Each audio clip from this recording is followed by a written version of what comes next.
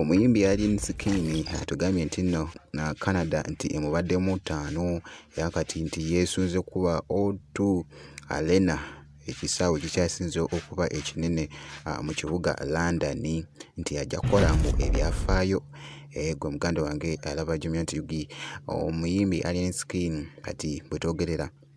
nga akyali Canada muganda wange ali mu kunyumirwa kye bayita obulamu. Ngenda kubeera nga nkuwa akavidiyo kano ate ndoke nkomewo.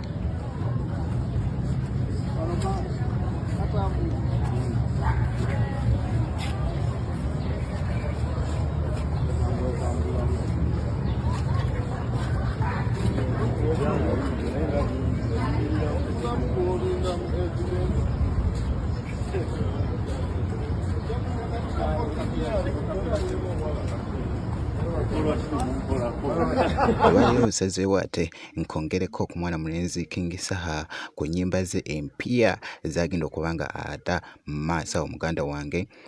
yabadde nga ali wali nga ali luchiri nga kompola mpola muganda wange gwe alaba Geminati Yugi kasooke ate nkolekera akatambi kano.